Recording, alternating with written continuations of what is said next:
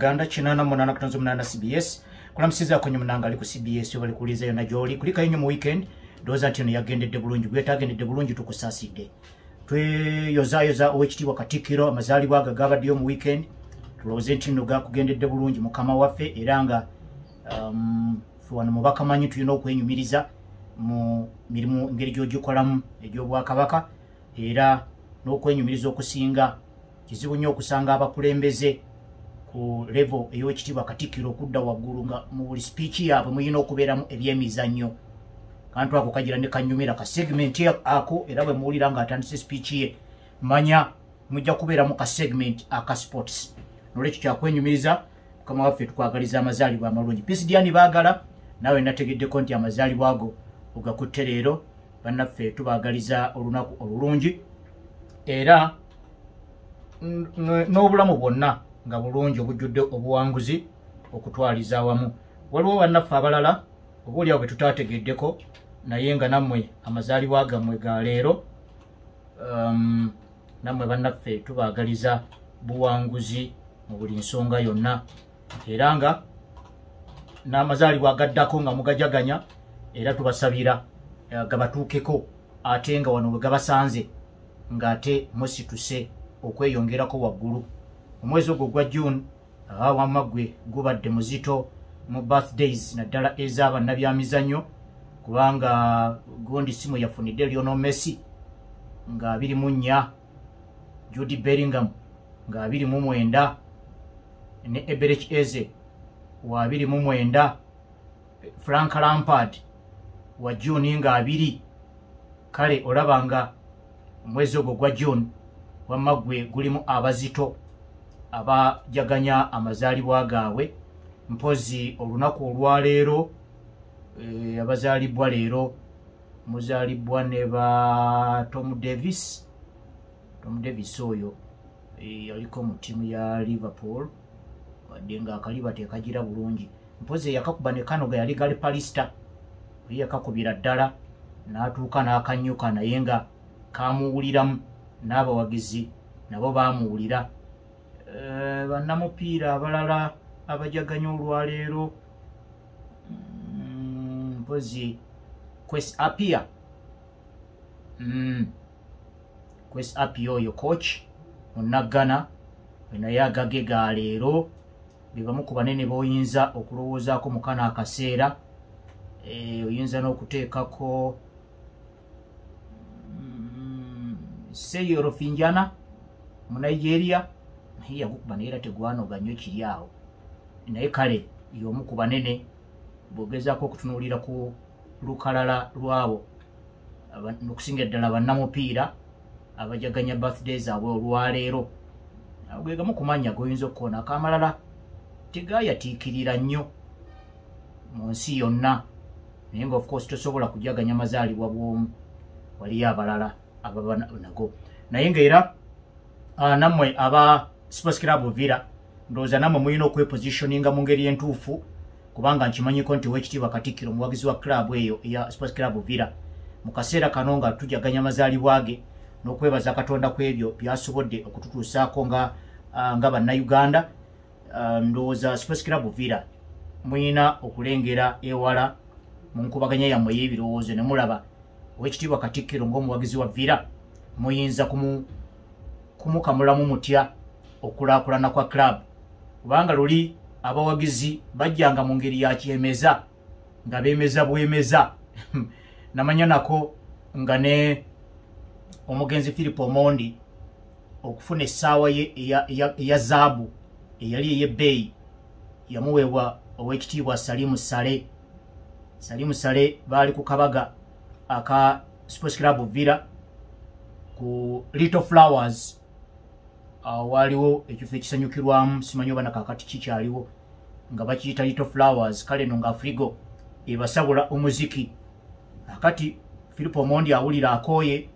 okubuuzaako awo kubalina ku masaawa wayi saawa mmeka kakati afande Salimu Sale n'amuwulira agamba Philip Omondi omulamba obuuza saawa tiye yasumulula busumuluzi saawa eyamuli ku mukono n'agiwa Philip Omondi era Philip Omondi kye kimu ku birabo ebyenkalakkalira ebyamuweebwa bannamupiira. Ndowooza ekirala ate nno kyali kya bumenyi bw'amateeka. Ekirala ababbi baalinga bangi nnyo awo erugogo awo kaakati we mulaba supermarket yennene bagiyita batya awo awali ekisaawe kya KCCA. Awo wali mu biseera ebyemabegako nga tewayitibwa kiro, naye ababbi ababbanga amasimu g'abantu, amasaawa, kubanyakulako busawo na biki, bwe baalabanga Philip Omondi nga bamuleka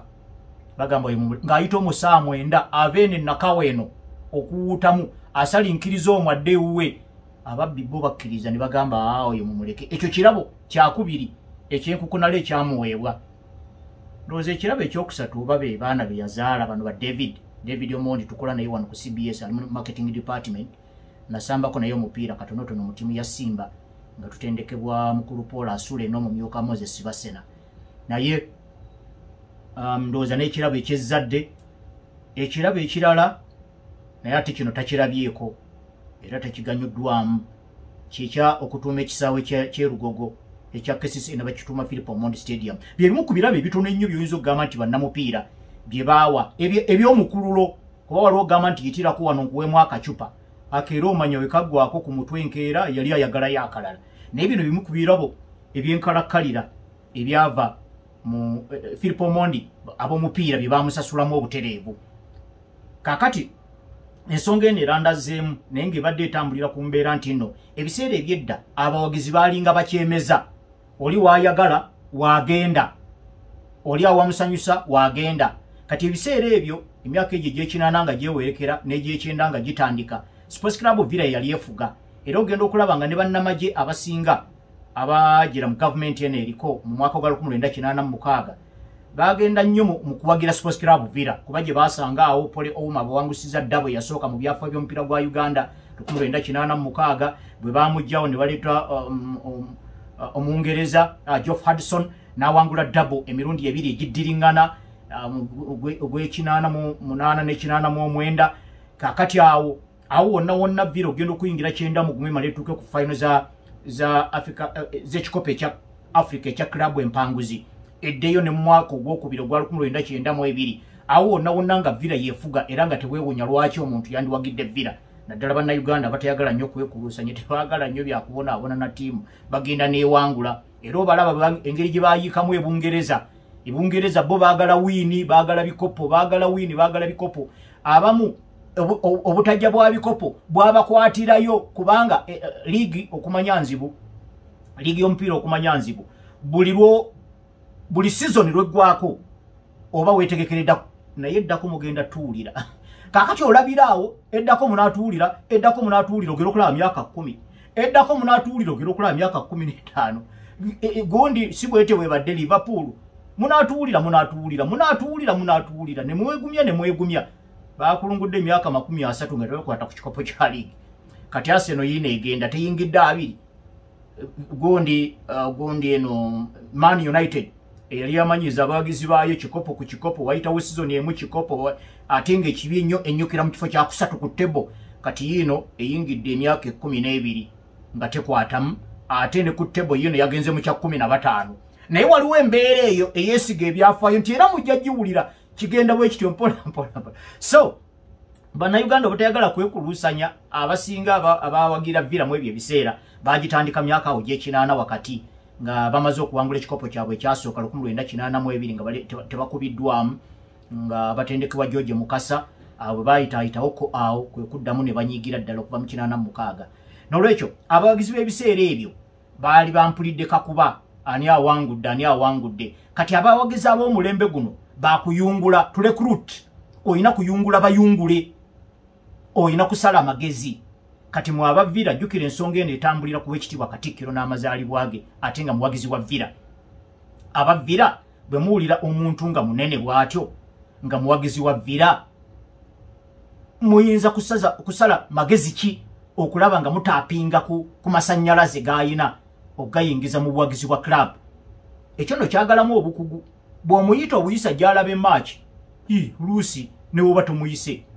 musajja munnabyamizanyo ayinza okwereeta, naye oyagala amasannyalaze gano gasammulize gatya bannamupiira.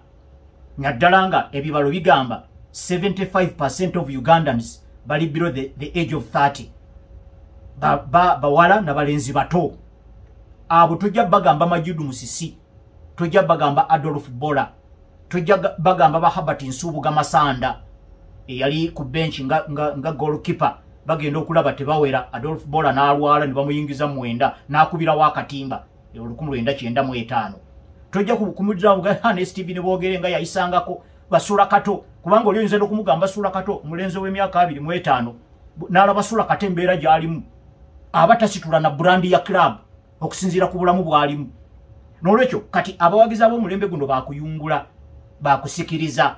bakukwatako kati mbanga muyino w'ekitiibwa Katikkiro nga wamwe wavira muyinza kukola mutya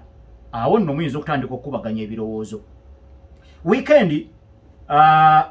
engeri gye yatambuddemu mwe twategeeredde fixture ey'empaka eza CHAN African Nations Championship era nga tugenda kuzitegeka wano tuyinawo emipiira ena miramba mwenna abaagala okutambula ekiro emipiira gya kiro ssaawa 2 gyonna emipiira egy'ebibinja tuyina emipiira ena miramba gyonna gigenda kubeera Namboole ssaawa 2 ez'ekiro teekateeka timetable yo ekyo ku kamyuso okateeke wali ku bbali ku kalenda yo tuzanyanga 4 ate tuggulawo na Algeria lujja kubeera lwa Monday ekiro ssaawa 2 kaakati nga 8 tudde mu nsiike tuzanye eggwanga erya Guinea eno nno Guinea klabu yayo ya half ya Conakry ye yatulemesa ekikopo ekya Africa ekya klabu empanguzi kyandibadde kyajja dda wano mu Uganda basinkana tiimu ya Simba mu kibinja mugonde ku luzanyo olw'akamalirizo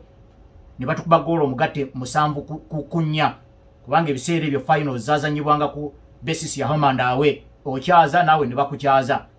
naye abasajja abo bafya Conakry basinkana Simba bajikuba ku mugatte goolo zali 7 ku 4 mu luzanyo olw'akamalirizo 1972 kale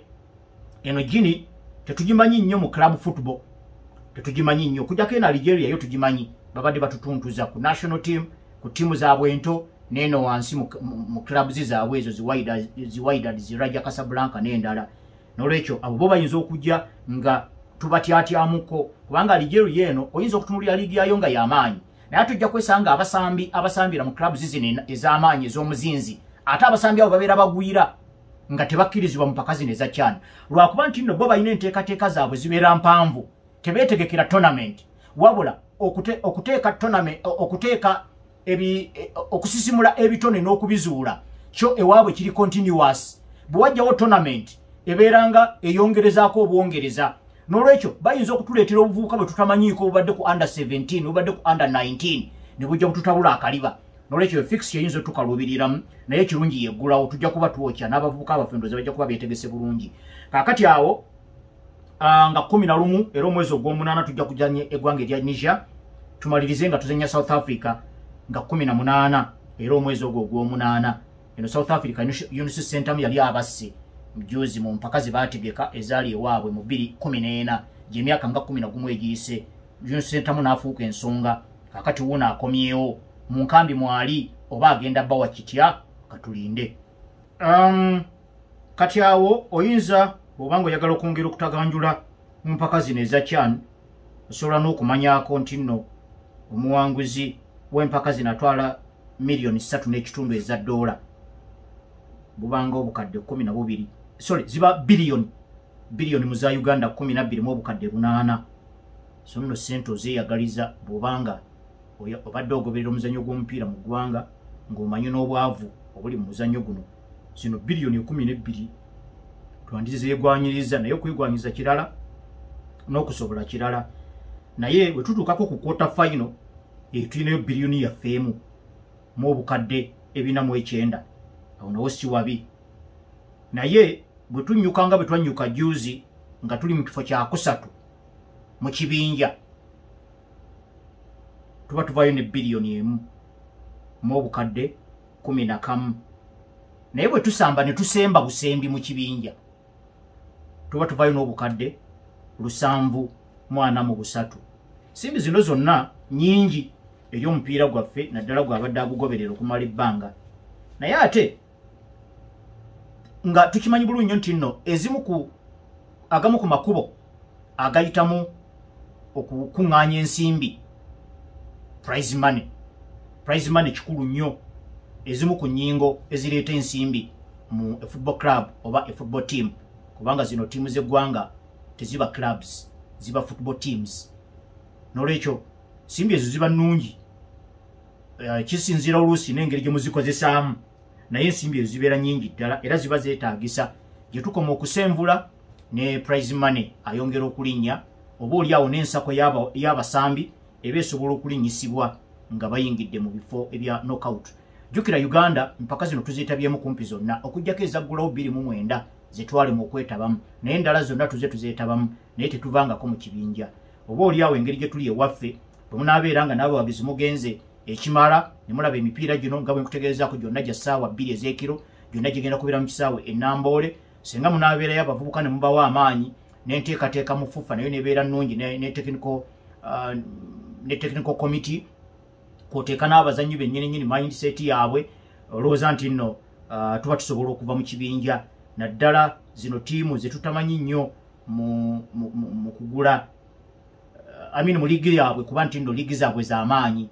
lwakuba nti nno eno South Africa eno eyinza okukalubamu olw'okuba nti abazannyi baayo abasinga ku tiimu enkulu ya Bafana bonna basambira waka naye ekirungi nti South Africa yesembayo singa tukola bulungi gino emipiira egiggulawo esatu tunagenda okutuuka ku South Africa nga twayitamu dda era muli olowooza nti abavubuka bandibadde bategeezebbwa dda prize money buli wiini yonna bonasi waayo ali ki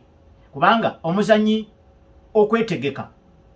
ogamba nti nno tufune wiini omuzannyi anaagamba katufiirewo alina okubuulirwa ng'obudde bukyali naddala kaakati kwabo abali mu nkambi kiba kirungi ne bababuulira ne babagamba nti bannaffe tiye mu mpaka zino eza CHAN buli wiini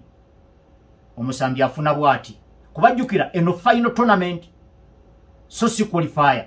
bwebeera qualifier akasente kasobola okubeera akayabayaba naye final tournament ate nga twandiyagadde okutambuza ekitiibwa kya Uganda abatakimanyiiko batutegeerere ku mupiira ate nga kuno kwegezaamu nga twetegekera okutegeka empaka za AFCON twandibadde tukola bulungi nnyo mu mpaka zino n'olwekyo FUFA ebe yino okugenda neteesaamu ne bannamikago ba partners n'abavujjirizi ba sponsors ne gavumenti yennyini eveeyo ne kavu kubanga abavubuka bano be bayise ensi yonna amaaso gayo gagibeere ku Uganda kati obateekamu kakasenda baguzi winning bonus atali wa bulijjo gwaba yino okufuna kubanga abazannyi bano omuzannyo gw'omupiira guno gulimu layers eziwerako kiri ekibeera mu kisaawe tebakitegekera mu kisaawe Usain Bolt ennaku ezo yagamba nti yamala emyaka 8 ng'atraininga emisinde gya seconds 10 myaka 8 emisinde gya seconds 10 kuba yali musajja mufubutusi wa 10 ne meters zino ebibiri okwetoloola kisaawe omulundi ogumu ezo mu ya specializinga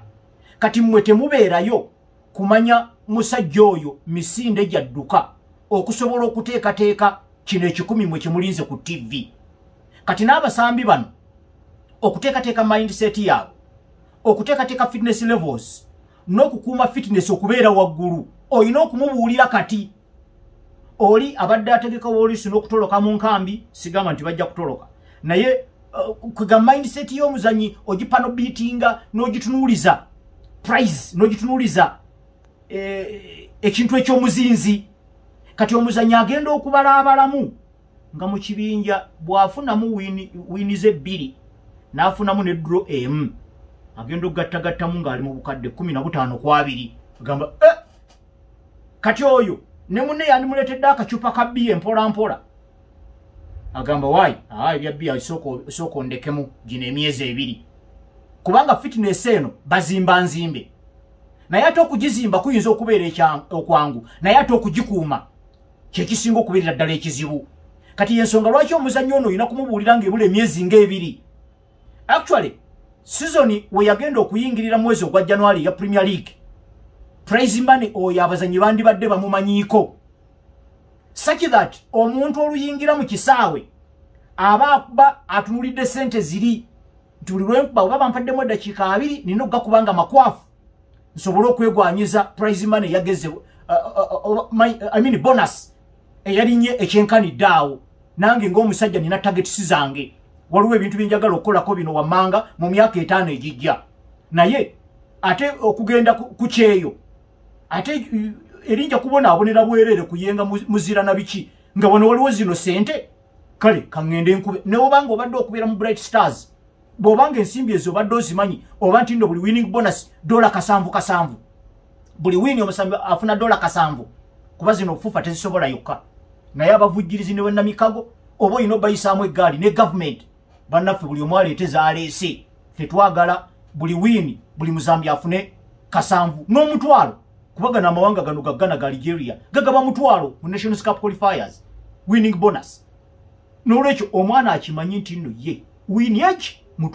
mutwalo olyokolaba omusambi bw'ataago wali mu box wakiri ne bamutegeraawo ne kabeera akanya olyokolaba omusambi bw'ataafiire ku opponent ng'omupiira agusudde n'amufutulanga bwetwala byomedi wano byafubutudde akasajja paka lwe yakayodde so bino byonna byonna twakirina okubitunuulira ng'obudde bukyali so si kulinda nga tournament etandika nkya ne bagamba waliwo abakulu abayiseeko mu nkambi abazanyi ne babasu tebabikola bwe batyo kubanga okuteekateeka mentality ey'omuzanyi n'okuteekateeka fitness levels entuufu kyandibadde kyatandikana mu January abasambi ne bakuba eyo final band ya league ng'akimanyi buli taaki gyenkoonako bakochi bandaba buli taaki gyenkoonako nyongera kwegwanyiza kuyitibwa ku national team naye kati bwe kibanga kize kikeerezi bwe kibanga tulinayo kakati omwezi mulamba guno gwa July abazanyi bababuulirirewo n'abo abali mu training bajja kuba bafuba okulabanga tebagendera ku bano be bagenda okusalako kubanga enkambi ekyali nene abazanyi bali 40 balina obakendeeza naye oba ojja kuwulira abavubuka bwe bafiirawo naddala nga bategedde kavu agenda okujja so yembeereyo naye nga ensimbi zino tuzeetaaga nga bannayuganda mu prize money era kafu yakoze bulungi zirinyisa lwakuba munnanga ate bw'otunulako eri mu mpaka zino zigenda maaso eza FIFA Club World Cup mu ggwanga erya Mexico, Canada ne USA ate yo munnange bw'owulira akasente akaliyo FIFA yagenze n'eteekamu omusimbi kaakati ttiimu zaffe ennya zonna zaavuddemu naye eyasinze okunyukira mu kifo ekisavamukko yavuddeyo ne biliyoni 45 mu obukadde 117 mu emitwalo 25 biliyoni 45 mu za Uganda yeyo Mamelodi Sundowns yasinze okuvayo n'ensimbi ennyingi kubanga babadde babala buli wini buli draw awo ng'ofunawo akasenteko Al Ahly yavuddeyo ne biliyoni 41 mu obukadde 5 mu 22 mu emitwalo 25 abo baasibaganye ne ES Tunis eye Tunisia kati Al Wydad okuva mu ggwanga erya Morocco yavuddeyo ne biliyoni 34 mu obukadde 332 mu emitwalo 25 naye ate bano okumanya bakambwe baataddewo ekirungi namwe abateekateeka tournament eyo kirungi nnyo buli tournament ne mugiteekako amateeka gaayo ne musooka ne mugagaba kubanga amateeka gano tegali uniform mu nsi yonna buli tournament eteekebwako amateeka okusinziira ku bategesi kye baba baagala okuggusa kaakati buli yellow card gye wabadde ofuna bakuba fine mu musimbi era Wydad yafunye yellow card 6 ne bagikuba fine ya bukadde 7 mu nsimbi eza Uganda 719 Al Ahly yafunye yellow card 8 n'abawagizi baabwe kana akambaya yake bakasuka ebiriro mu kisaawe ne bone bajja ne babakaliga ne bajja ne babakuba engasi ya bukadde 395 mu mitwalo 45 mu zaffe eza Uganda Esperance yo bagikubye fine ya bukadde 431 mu emitwalo 4 mu za Uganda kubanga yafunye yellow card 9 naye owulira omusimbi oguli mu mupiira fe wano oyinza okuwulira nga naffe zino twandizeegwanyiza naye okwegwanyiza kirala n'okusobola kirala okuteeka ku lukalala luno olina okubanga owangudde ekikopo ekya CAF Champions League kati wano mu myaka bwe batunulidde emyaka 4 egisembyeyo clubs ezisinza okukola obulungi ku continent ya Africa batunulidde top 30 ne Vipers nno bagitadde mu kifo kya 28 mu top 30 kino nakyo si kya bulijjo club nga ya Uganda ngeri mu top 30 ku continent clubs ziriyo mu 7 naye nga kino kyongera okubanja oba oyina okubeera mu bano abanene abadde bakola obulungi mu myaka egyo egiddako. Kati ndowooza Vipers erina kutegekera myaka ena egiddako erabe ng'esembera. Obuulyawo oyinza okulowoozebwako mu edition eya FIFA World Cup eddako eya clubs. Weekend teyatambudde nnyo mu transfers. Tewabaddeyo nnyo transfers kubanga okusinga nabadde ntunuulira nnyo clubs mu Europe ezaatuuka ku semi-final eza Champions League. Naye nga ye PSG alabika talina nnyo bimuleega bitya kubanga squad gye yasambisa yali abavubuka bya myaka emituufu. Ate nga ne ku nsimbi ze bayina toyinza genda PSG no gijjamu omusambi ng'ekyamwetaaga. Kaakati nga kyangu nnyo okugamba nti bano barando kolomuwani bibaali baazise bibaba bakomawo tulabo oba balina ku ddiba basobola okwongerako oba nakininga squad yaabwe eri myaka emituufu ate kyakola bulungi. Oteekeko n'omupiira omungi gwe baakuba season ewedde eya Champions League. PSG saagifuddeko nazze eno ku bbalibbali ne ŋŋamba konze bano abalala abasatu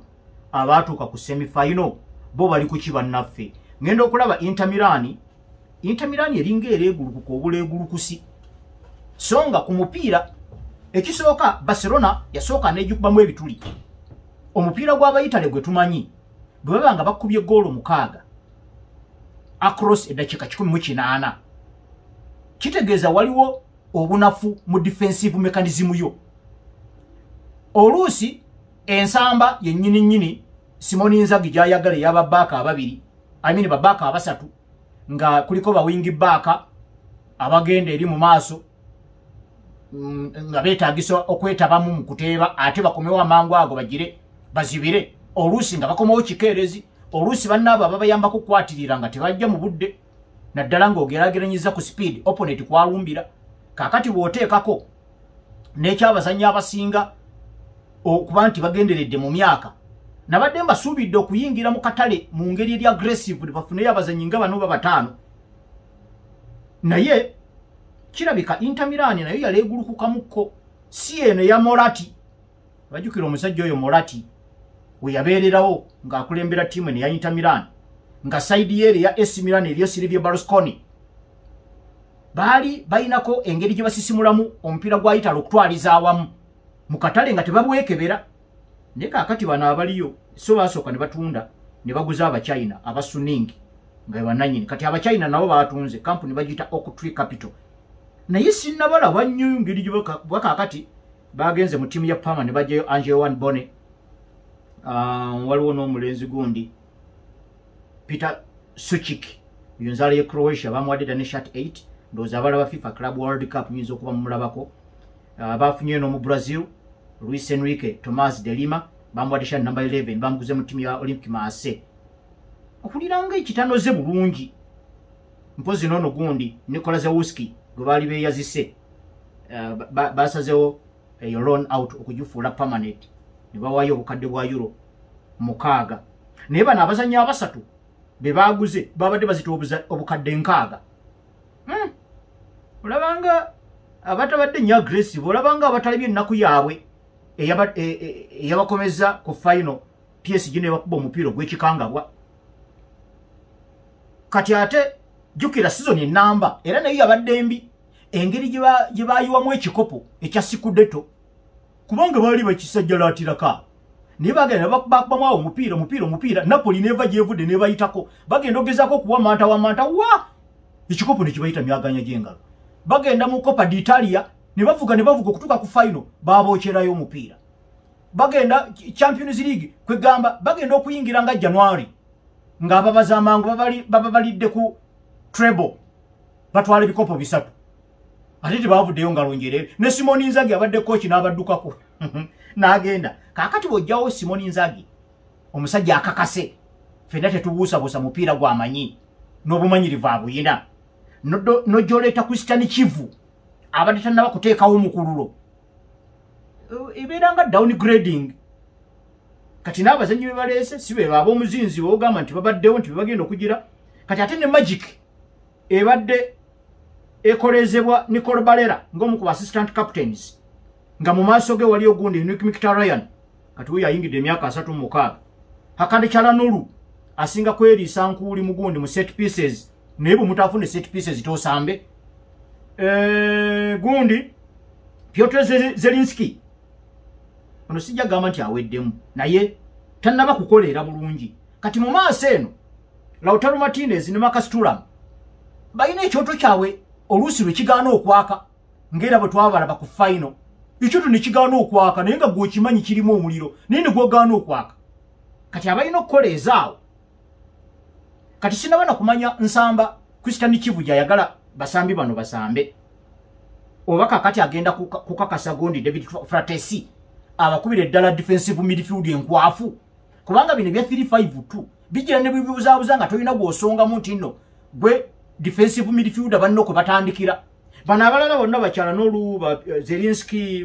Balera Mkhitaryan bunno genda okulaba nga ba attacking midfielders kakati ani ayinza okubatuula mu mugongo nga kwe batandikira nga omupiira gugudde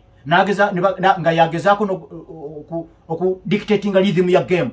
yagezaako n'okusalawo direction of attack yagezaako n'okuba ebituli mu ndowooza z'aba opponent kakati awo ebibuuzo bingi ddala naye bw'olaba engeri gye bagendamu mu katale nga basoose na ku technical bench mpozi era banaddamu ne bafuŋŋana Sikudeto naye no Champions League we banadda sirabawo nnyo obujulizi bwe bwongedde kunyiriza ku gundi ku season ejja mu Champions League kakati awo tugenda balinda omulala yatuuka ku semi-final ye Barcelona bayinayo gye bayita Asia Tour naye bafunye ono goalkeeper wa Espanyol Joan Garcia era bagezaako n'okwetayirira Nico Williams okumujja mu Bilbao mbu baagalayo ne striker ayambeko ku muzeeyi wakazi Robert Lewandowski naye jjukira basuubira okuddira Dan Olmo oluusi bamuzanyise nga false number 9 waliwo Ferran Torres gwe baagula mu ttiimu ya Man City n'omulenzi ono Famini ekirabika baagala balowoozaako naye nga waliwo striker ow'omuzinzi gwe baagala kati ate ne La Masia Academy naye tekoowa kuleeta kuba ono omulenzi Tony Fernandez w'emyaka 17 alabise bulungi era mu Asian Tour eyo ayinza okugenda ne ttiimu kati bw'oteekako ekya Miles Lewis Kelly endagaano gye bazizza obujja oyo awulikikanga a new signing babadde bakatunda Nuno Tavares bamuguzizza Lazio obukadde bwa euro 5 ne batunda no Makinos bamuzizza eri wabwe Brazil e Cruzeiro bukadde 3 bwa euro ono Kirantia ne bamutadde buti ku bwerere ne Jorginho bamutadde ku bwerere actually wabaddewo n'abavubuka abalala 13 babadde bakula okuva mu academy be batadde nga free agents kati ogw'omuyolero bagutadde kati wano bwe bali kwongera kufunza abo babadde basonzeeko era weekend egenda kwongera ettofaali ddene nnyo ku nteeseganya n'okwongera okusemberera abazannyi bano nga goalkeeper Kepa Arrizabalaga okumujja mu ttiimu ya Chelsea nga Martin Zubimendi kati ne bw'atambulamu bwe bati ne bamulabako bulabye ku airport bagamba nti kakati waliwo abamulabye ku kisaawe kyewaabwe ye Bilbao bakiyita Luisu airport bwe bamulabyeko ng'akwata ennyonyi kati ati ne balipoota nabo bali ku mudido kati ye buli lwakwata ennyonyi bagamba azze Bungereza naye ng'ekituufu kigambibwa nti nno enteeseganya zeeyongedde okufunda kubanga mubeeramu ebintu eby'okubaganya ebirowoozo ebiwerako teziringa endagaano zino ezeeno ewaffe mu nsi ezitannabakula mukama we yaleeta n'ateeka ku mmeeza osayininga otazaali nga gw'omanyi toba na input naye eri munnange mu nsi ziri ezikuze omukozi obaako eddoboozi nawe noganakalipa lekaleka era mu by'obulipo obwo gundi wakyalemeredde Benjamin Sesko agamba ensimbi zonna ze mungula njagalako 20% muteeka akalipo mu ndagaano yange asireka naawe oba oyagala nyingi kati abo bali awo bwe batyo naye ate Jokeres Arsenal gwe yeetaaga mu mentalite ye ya musajja muwanguzi gwe beetaaga Arsenal yagala omusajja agikoleza mu maaso awo kati embeera ekyali awo bwetyo tewannabaawo kyeyongerako naye nga waliwo ne Christian Mosquera Baka kumujja mu Valencia ne bagezaako mpuliddeko ne Berech Eze nono omuvubuka Christian Nogard wakyaliwo obumulumulu okutannaba kugguka naye ng'olaba balinako gye batunudde mu kugezaako okwetereeza naddala season ejja